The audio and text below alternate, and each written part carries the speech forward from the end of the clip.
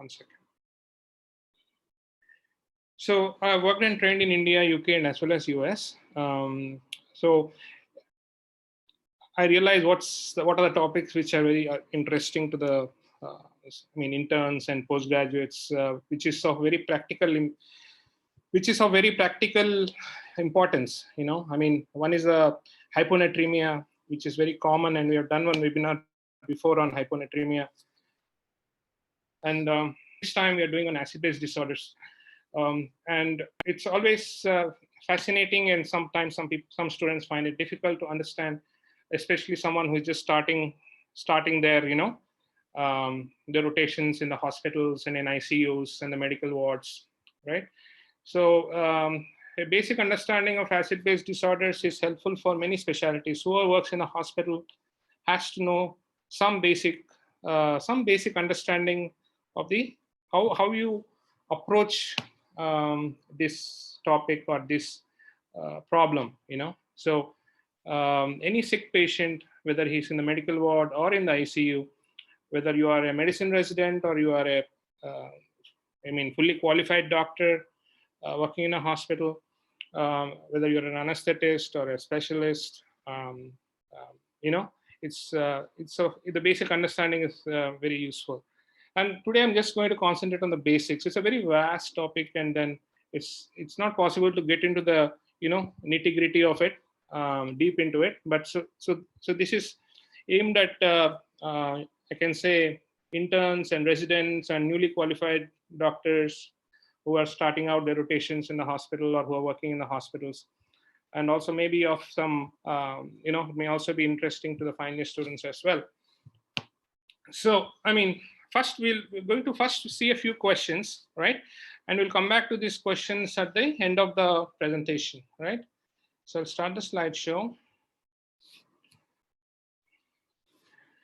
So case 1, these are all hypothetical questions, just made up questions, and this may not be a real patient, but just for the basic understanding of the problem, I have made up these questions just a very little while ago. So this is a 25-year-old young man with type 1 diabetes. He stopped taking his insulin, okay? And he presents to the casualty or the emergency room with abdominal pain, vomitings, and rapid shallow breathing. So his blood sugar is very high, as you can see, 450, and his urine ketones are positive. And then I'll be showing you the ABG. So what is your opinion? All of you might have guessed the problem, right? So patient has diabetic ketoacidosis, right? So this is the ABG, which was just ignore the BiPAP thing. This patient may not even need to go on a BiPAP, so don't worry about that. So just look, this is the ABG, and then we also did some electrolytes for such patients, and the sodium was 140, chloride 95, and bicarbonate 15. So what do you do next, right? So we'll discuss these questions at the end, right? So right now I'm just priming you up just to see, just so that you know what to expect at the end of the presentation, right? Now then we have a 30-year-old lady. This is a different patient with history of psychiatric disorder who presents to ER with rapid breathing and palpitations, right? And she recently was showing abnormal behavior as per the family. And when you see her, she's very irritable and she doesn't lie still. She keeps fidgeting and rolling and shouting. And then when you look at her hands, they go into this spasm kind of like this, okay? All of you know what that is, carpopedal spasm, right? And you also know which conditions you see this carpopedal spasm. We'll discuss that, okay? And you're not able to open it, okay? You're not able to open it, extend it. So ABG is as shown, and what other tests will you order and how will you treat? So this is the ABG that we see in this patient, right? We have only 4 cases, and then we'll come back to these 4 cases at the end. So a 65-year-old man is admitted with a high-grade fever, cough, and pleuritic chest pain for 3 days. And on examination, he has bronchial breathing and crepitation on the right side of the lung, the right lung. And the X-ray shows right upper lobe consolidation, which is suggestive of a pneumonia. And he has high WBC count with a left shift. all right, high neutrophils. And he's also a little tachypnic, and he's also drowsy. He's arousable, but he's a little drowsy, and had some slight flapping tremor. So ABG comes in the next slide, and so I'm sure you realize what's going on, right? So I just kept the cases very basic, something which every finally a student or intern or a resident should be able to identify. So a very basic and common presentation, classic presentation, I should say, of these problems. So he has come with a right upper lobe pneumonia, right? So this is the ABG that you can see, right? And then we'll come back to this, shall we, later on? Just I'll show these slides again when I come back, right? And this is the last case scenario. So he's a patient who's admitted to ICU. He has got a lot of comorbidities, multiple problems, and he's also fluid overloaded. So the ICU team, the intensivist or the critical care physician, is treating him with Lasix twice a day, and because they want to maintain fluid balance and improve his oxygenation. So he also has recurrent vomitings, and the ABG is as shown. Okay, right? So by the end of this presentation, you should be able to identify these basic common ABG patterns, right? So all of you should remember the normal values before you start working out ABG problems. Just remember the normal values. The pH, the normal pH of the body is maintained between 7.35 to 7.45, and partial pressure of carbon dioxide is 35 to 45 millimeters of mercury, and bicarbonate is 22 to 28 millimeters, right? And how is it regulated? How is the acid, the bases in the body regulated? Mainly by the kidneys and the lungs, right? So, and here you see a pH equal to sign. It should not be equal to sign. It should be a proportional sign. You know what's a proportional sign like this? So pH is directly proportional to bicarbonate and inversely proportional to the carbon dioxide concentration. What does it mean?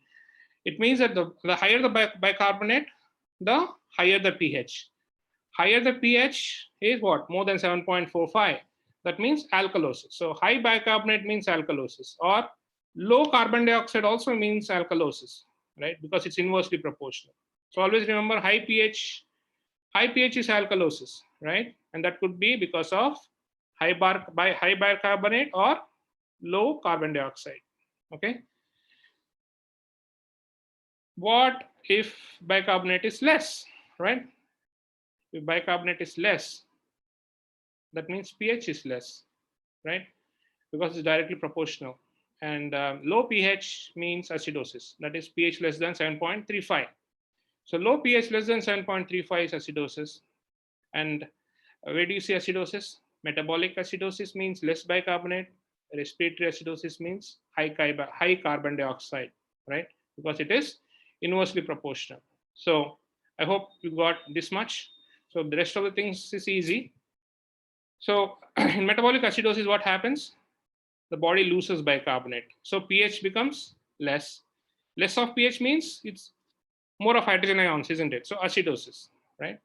So less bicarbonate means metabolic acidosis. And what you have to remember is compensation. The body doesn't like disturbances in the pH. The body, all the body enzymes and all the body mechanisms, they want the pH to be, what can I say, maintained in a very narrow normal range, that is between 7.35 to 7.45. So the pH gets disturbed because low bicarbonate by the kidney, and the lungs tries to compensate. And how does it compensate? By blowing off the carbon dioxide, so that the ratio is maintained. Okay, so the body loses bicarbonate. That is a primary metabolic acidosis, right?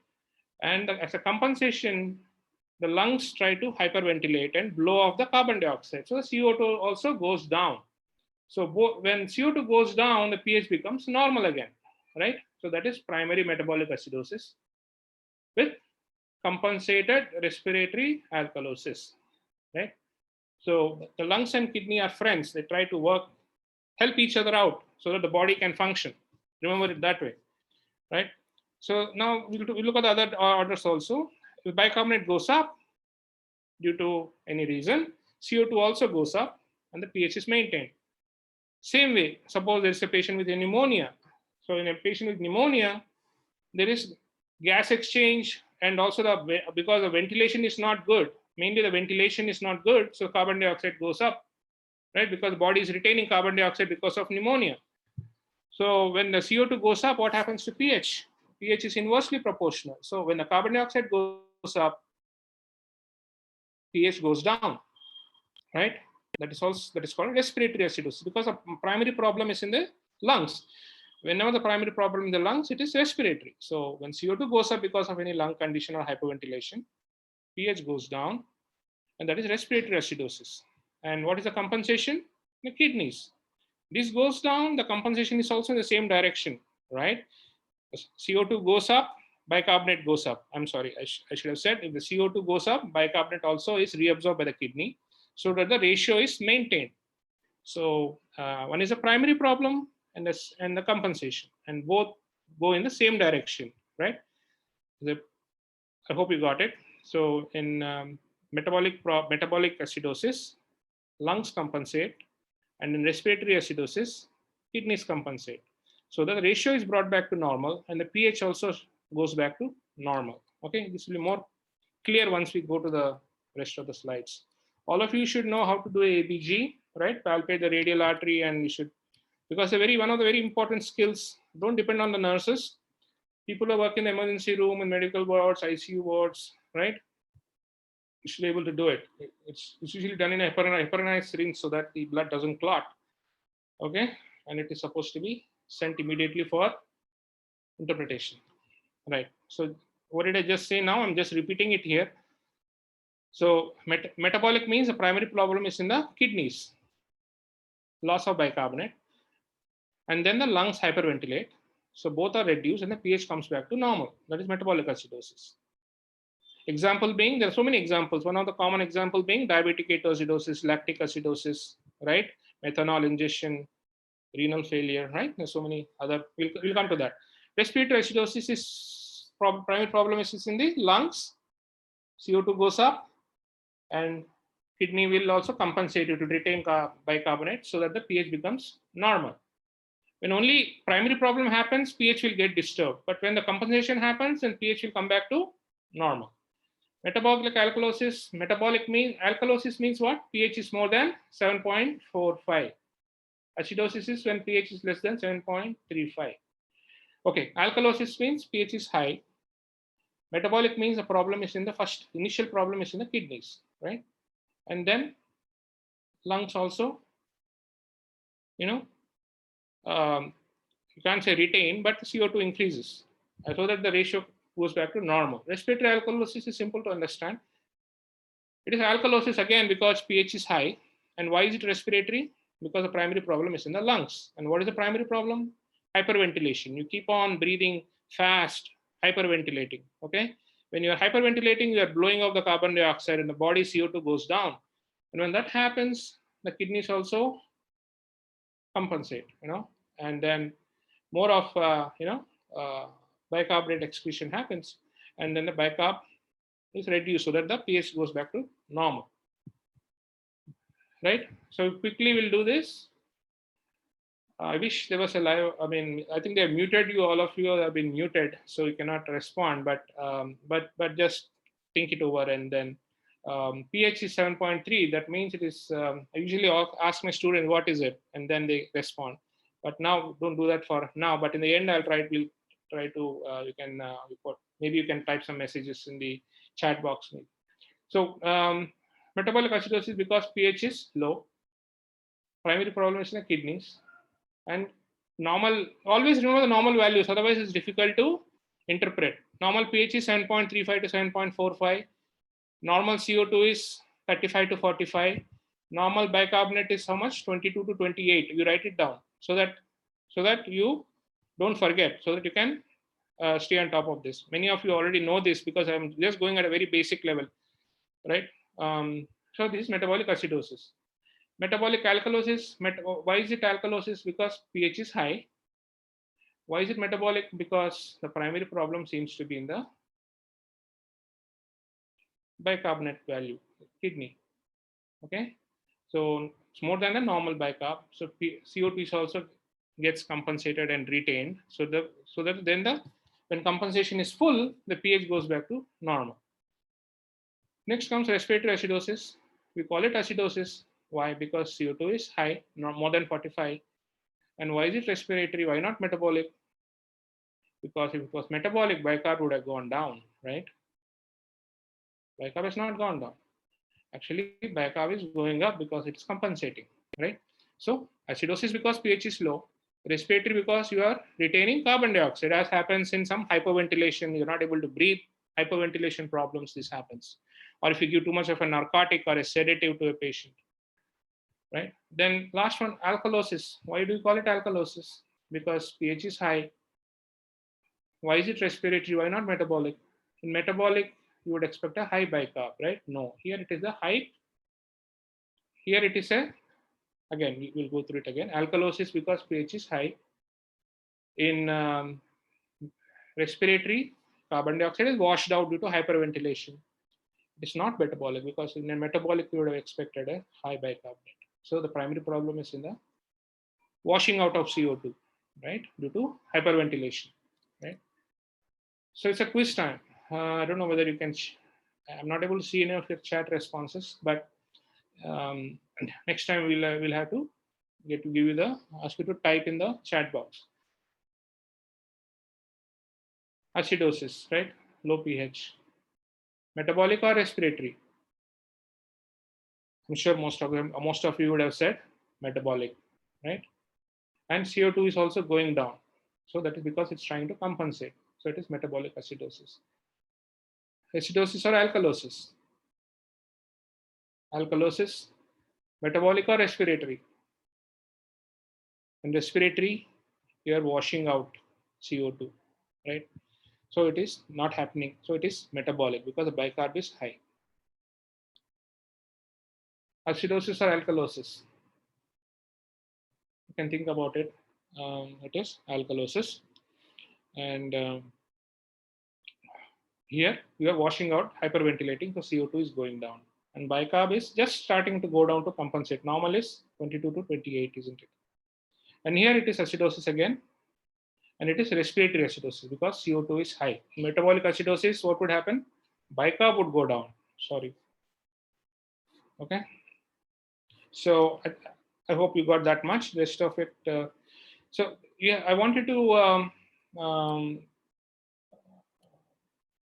explain the concept of anion gap. Okay, a very important concept. So in the body, you understand that total at cations should be equal to total anions, right? Positively charged ions should be equal to the negatively charged ions, right? But when you're measuring, it's not that. These are the main cations. These are the main anions. If you add this up and you add this up, there's a gap. Why is there a gap? There's a gap because you're not able to measure the proteins and sulfates and those things, right? You're not routinely measuring them. They cannot be measured in some instances, right? So that's why there is a gap. So the normal gap is how much? Normally it's usually 10 to 12 plus or minus 2. And normally when you're calculating the anion gap, we don't take potassium into consideration. So it is sodium minus chloride plus bicarbonate, okay? So when the gap is increased due to, say, for accumulation of phosphate and sulfate and negatively charged proteins, and even compounds like lactate and also ketone bodies in diabetic ketoacidosis, you have what are the things that you accumulate in diabetic ketoacidosis? All of you must have read it in your biochemistry days: beta hydroxybutyrate, acetone, and acetoacetic acid. Those are also part of the shortage of that. Those are also unmeasured, right? And those also increase the anion gap. So raised anion gap therefore indicates the presence of increased unmeasured anions like lactate or salicylate. To make you understand better, this is something which I drew for my residents long time ago, like maybe around 5-6 years ago, to make them understand. I put this on the board. I took a photo. So this is the most of the cation is sodium is the main cation, right? But anion, it's not like that. Chloride, bicarb, and unmeasured anions. Okay. So what happens in acidosis, metabolic acidosis? What happens in metabolic acidosis? bicarb is reduced because there's a loss of bicarb. So how does the body make up for the loss of bicarb? In high anion gap acidosis, there is a lot of unmeasured anions. Okay, for example, DKA, diabetic ketoacidosis, lactic acidosis, salicylate poisoning, methanol poisoning, okay, uremia, all those things will increase the causes of high anion gap metabolic acidosis. See, you can see the bicarb has gone down, but the chloride has remained the same, but the anions, unmeasured anions have increased. Whereas here, the last one, also the bicarb has, you see the amount of bicarb here, it's gone down compared to normal, isn't it? But the difference is made up by the chloride, not by the anion. So that's why this is also called as normal anion gap or hyperchloremic acidosis. Okay, normal anion gap acidosis or hyperchloremic metabolic acidosis. I hope you understood this. This is just a different representation for the same concept. Okay.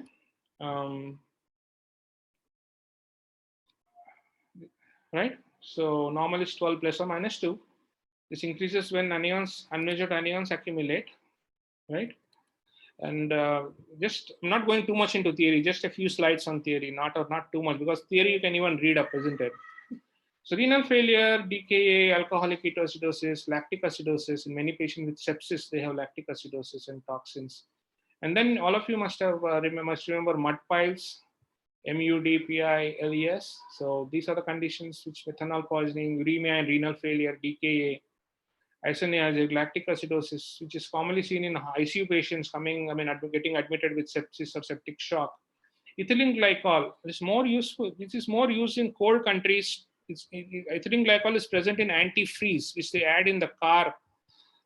They add it in the car so that it doesn't get frozen. Okay, and sometimes people, instead of alcohol, they drink that, and then they can get into that high metabolic. And you know what was the treatment until now? Giving alcohol to neutralize it.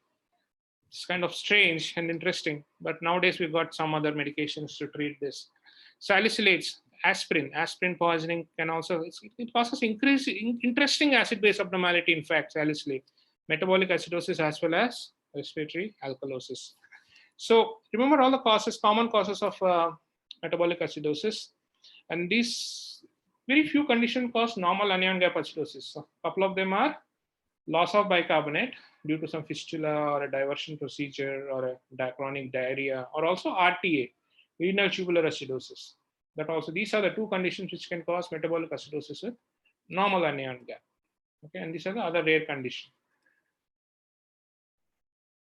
A couple of slides on metabolic alkalosis. This is due to increased bicarbonate concentration. When does it happen? When you have recurrent vomitings. Okay, so when you're vomiting, what are you losing? Acid, hydrochloric acid in the stomach, right? You're vomiting out the acid. So when you're losing acid, you'll become alkalotic, right? That is one reason. Another reason, when you're giving too much of diuretic to a patient, that can also cause metabolic alkalosis. And when this happens, they develop tetany. Why? Because in an alkalotic state, more of calcium gets bound to the protein and less of ionized calcium is there. Only ionized calcium is metabolically active.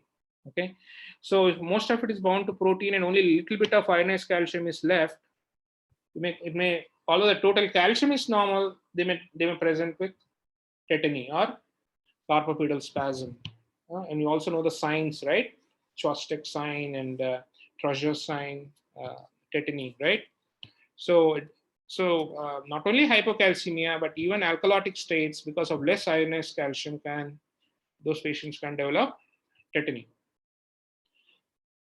Metabolic alkalosis, I told you, sustained vomitings or diuretics, and those people have loss of volume, right? They develop alkalosis. But there are some patients whose volume status is good, normal. For example, say Conn syndrome. What is Conn syndrome? Primary hyperaldosteronism. Remember? Excess of aldosterone secretion by the zona glomerulosa, I believe. So any adenoma. So that can also cause excess of sodium absorption, potassium excretion, and also alkalosis, right? But here there is no hypovolemia. The volume status is normal.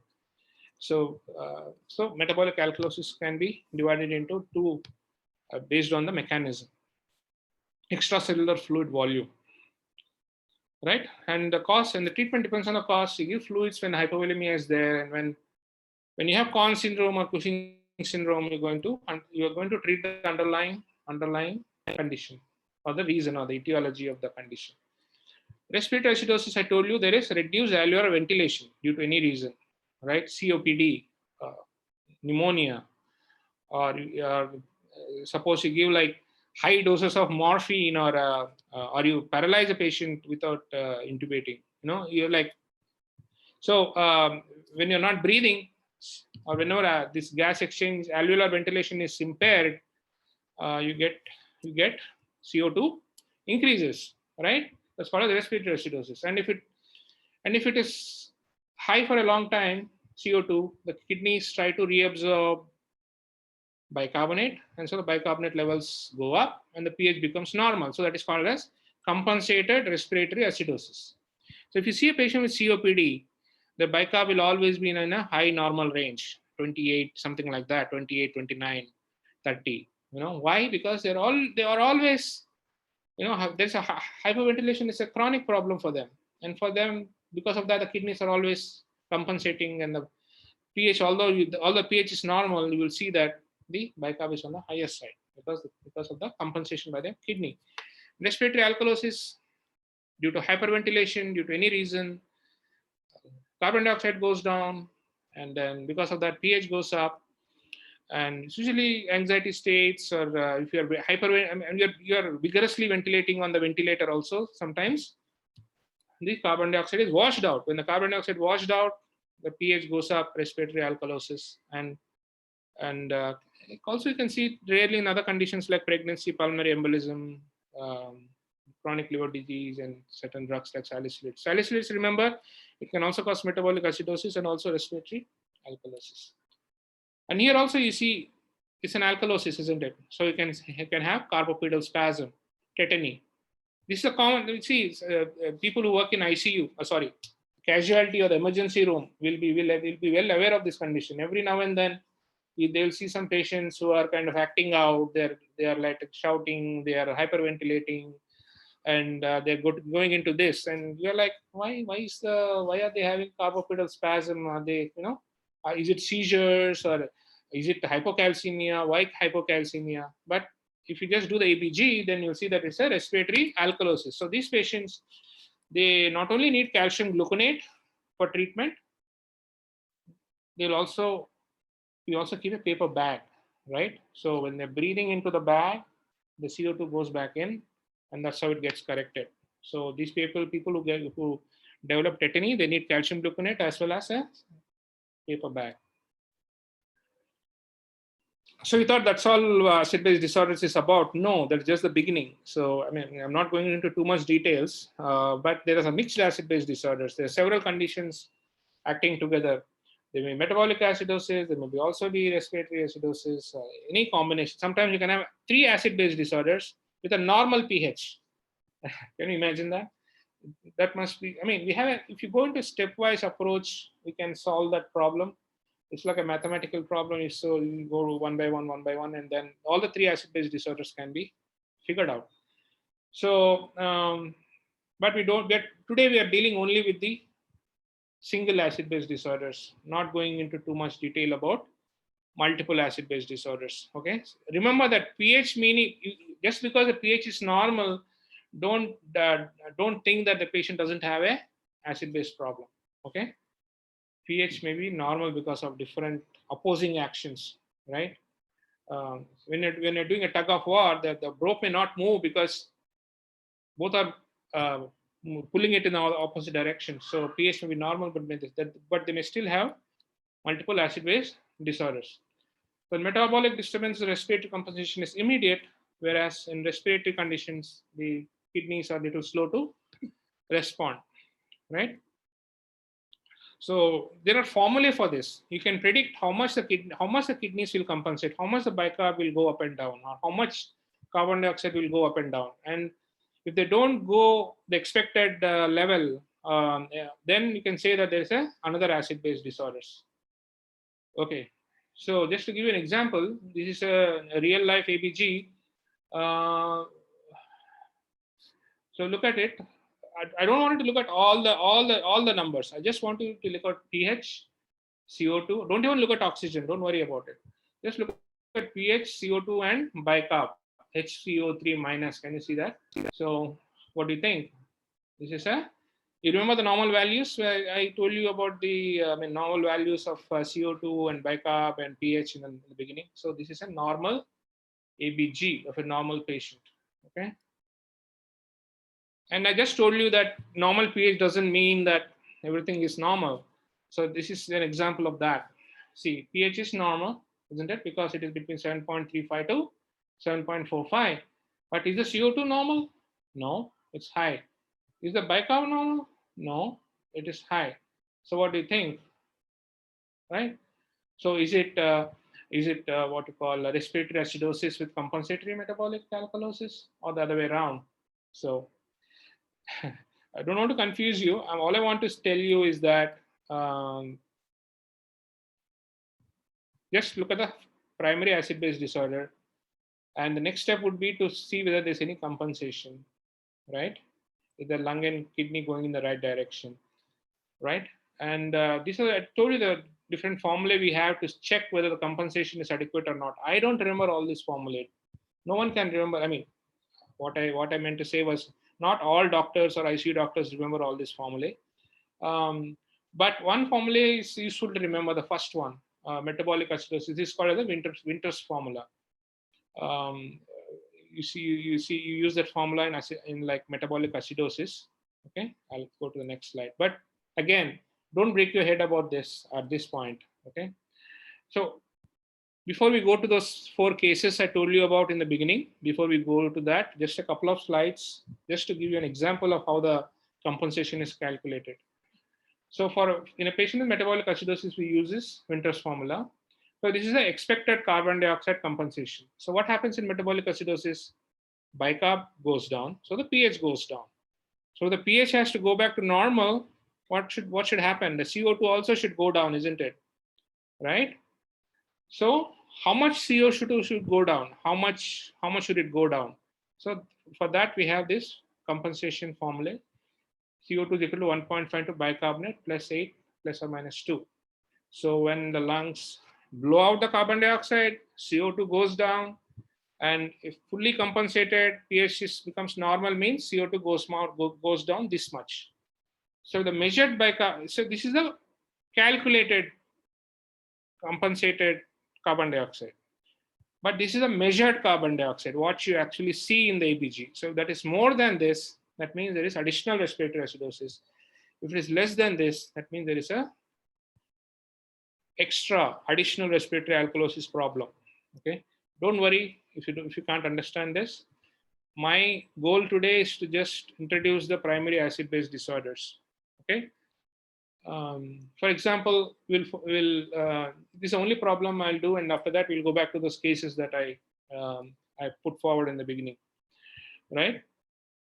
So, what is the acidosis or alkalosis? It is acidosis, isn't it? So why? Because pH is less. Is it metabolic or respiratory? Obviously, it is metabolic. Okay, because bicarb is only, look here, bicarb is only 10.2, right? So that is metabolic acidosis. So what is the compensation? CO2 should go down. Instead of that, what's happening? It's normal or going up, right? So that means there is an additional acid-base disorders. If you go back to this, slide, 3/2 into bicarb is 10 plus 8. So CO2 should be how much? It should be 15 plus 8, 23. Instead of 23, it is 43. That means the measured CO2 is much higher. So means there is respiratory acidosis also.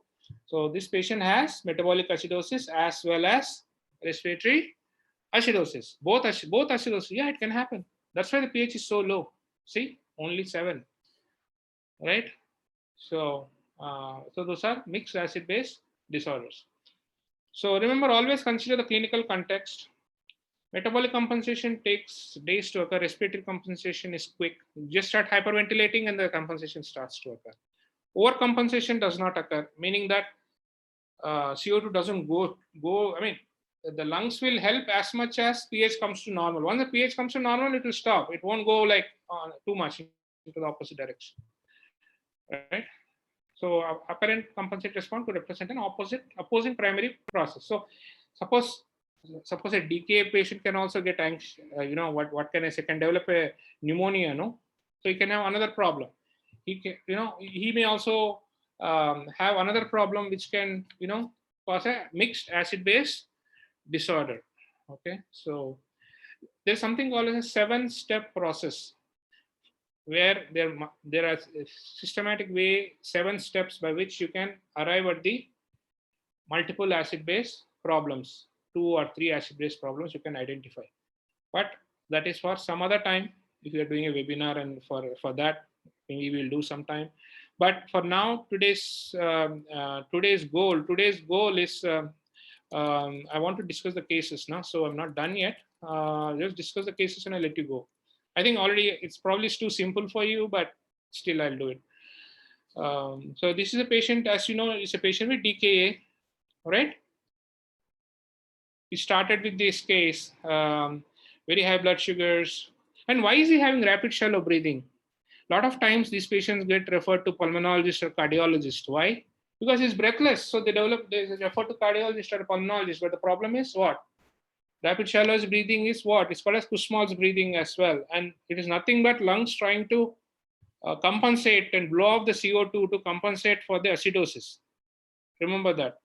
So every patient who is breathing hard and tachypnic doesn't mean that that patient has a lung or a heart problem. It could be anything. It could be acidosis, acidotic breathing, right? It could even be a renal failure patient with acidotic breathing, right? So, and these patients also present abdominal pain. Sometimes the surgeons get called, gastro people get called. So we have to, it's like a puzzle, you have to immediately come to a conclusion. Type 1 diabetic, vomiting, abdominal pain, acidosis, done, DKA. You don't even have to wait for ABG or a urine ketones, but they will confirm your diagnosis. So it's a patient with diabetic ketoacidosis. And here, what do you make of the ABG? So there is an acidosis because the pH is less, and it is metabolic because bicarb is quite reduced. And is it compensated or uncompensated? Well, the lungs is working hard to compensate, right? Because CO2 is hyperventilating, the carbon dioxide is going down. But there's still some more work to do because pH is not gone back to normal. So I would say that is metabolic acidosis with compensatory respiratory alkalosis. Okay, but you're not done. In any patient with metabolic acidosis, this is not enough. You have to go to the next. You also have to figure out whether it is a high anion gap or a normal anion gap acidosis. Please include that step in your workup. Okay. Suppose the sodium is 140, chloride is 95, and bicarb is 15. So what is your next step? So sodium minus chloride plus bicarb, isn't it? So this is a imaginary patient and imaginary values. So what is the anion gap here? You add up chloride and bicarb, that is 110. So no, sodium is 140. So 140 minus 110. So anion gap here is 30. Right? So normal anion gap I told you is only 12 plus or minus 2, isn't it? So this is a patient with high anion gap metabolic acidosis with compensatory respiratory alkalosis. That's your full, I should say, diagnosis.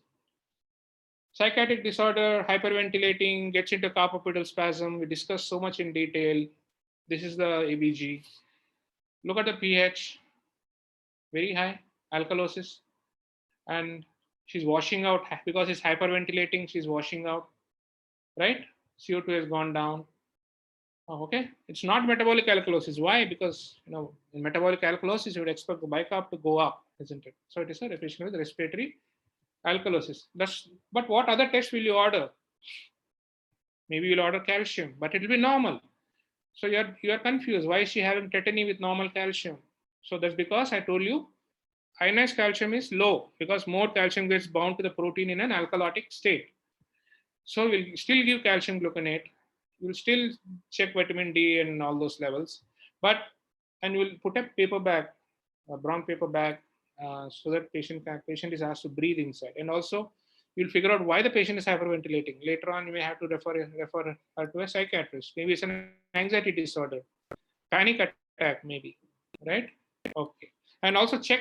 Always do clinical exam, Chvostek sign, and what is that? BP cuff, right?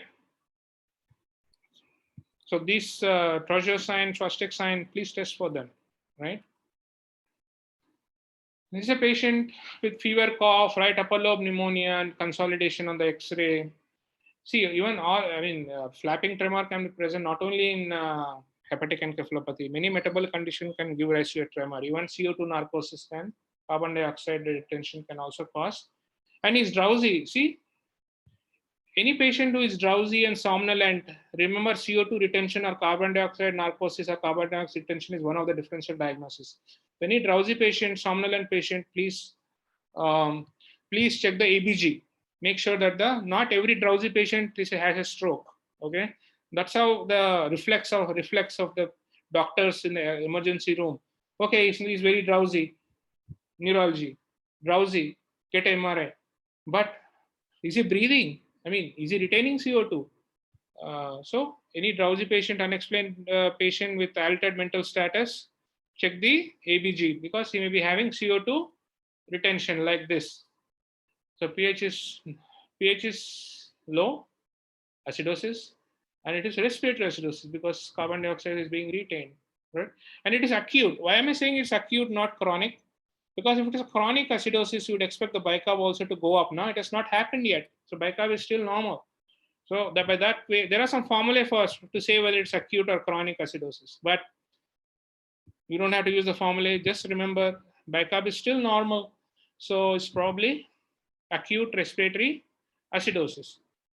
If it was a COPD patient, I would expect the bicarb to be much higher because they have chronic CO2 retention. Okay. And this is a patient who is fluid overloaded, is giving Lasix, is also having vomiting several episodes, he's losing acid in the vomitus, right?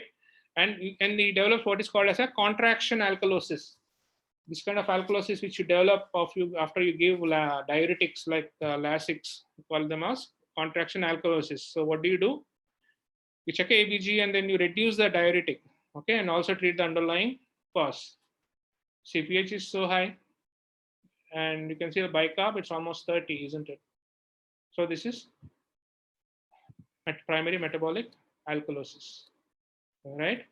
So I hope it was helpful, and hope it will, I got a little bit interested in this topic. And if you have any feedback, you can send it to me, right? And go and read about it.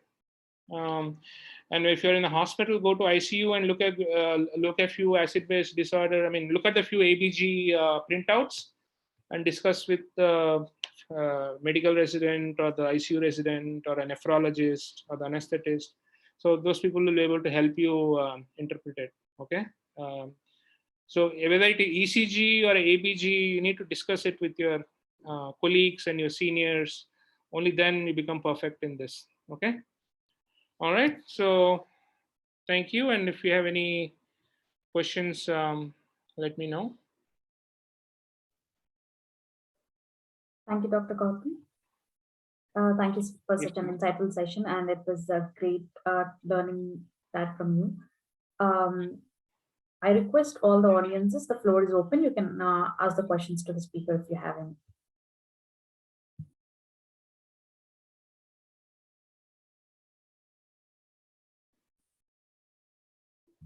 Dr. Gautam, we'll wait for a minute. If there are any questions, we'll just post it here. Okay. All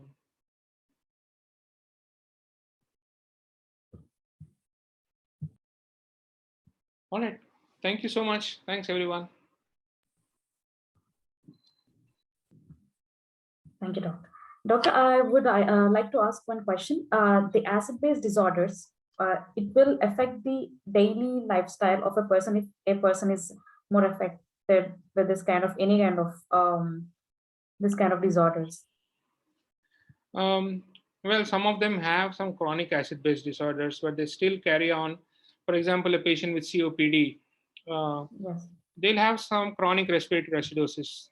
They'll still be able to, some of them may need oxygen, but they'll be able to pull along until the COPD becomes very worse, or they get a COPD exacerbation. They become even more acidotic, and then they need admission, and then they need BiPAP, and sometimes rarely ventilator also. So the compensate, it's like it's just about compensated, and then if something happens, they get some other problem and they get a COPD exacerbation. Then again, they get acidotic. The kidney compensation is not enough at that time, and they need special treatment, including BiPAP or assisted ventilation, we call it. And many patients with chronic kidney disease, they're also, they have some amount of acidosis, metabolic acidosis. So mild acid-base disorders can be seen in outpatients also, but ideally speaking, they should be a normal patient should have normal values. Although some, as I said, patient with chronic kidney disease or a COPD can have slightly abnormal values. They can still be discharged and monitored on an ongoing basis. But metabolic acidosis becomes too severe in a renal failure patient, then they may need dialysis. So is there any early diagnosis that we can like to prevent the acid-base disorders before it aggravate? Well, high degree of suspicion is required. I mean, we don't do ABG for every patient who comes to emergency room or every patient who is admitted. So you need to have a high degree of suspicion. For example, a patient with poisoning, you have to check ABG. Patient is hyperventilating, you have to check ABG. Patient with renal failure, to look for a metabolic acidosis, you have to check ABG. Someone who has breathing issues. In general, any sick patient, you have to do ABG, because in sick patients who need admission to ICU or a step down unit, many of them will have problems with acid-base disorders. So although it's not done routinely in everyone, all sick patients needing ICU or even step down unit, or people with suspecting renal failure, suspecting these kind of patients, we need to do ABG. So okay, thank you, sir. So we have a question from the audiences. In alkalosis associated tetany, are we supposed to give CA gluconate to only treat the alkalosis and wait for tetany to improve? Tetany is the manifestation of the symptoms with which they come. Of course, giving calcium gluconate will resolve the symptoms for sure.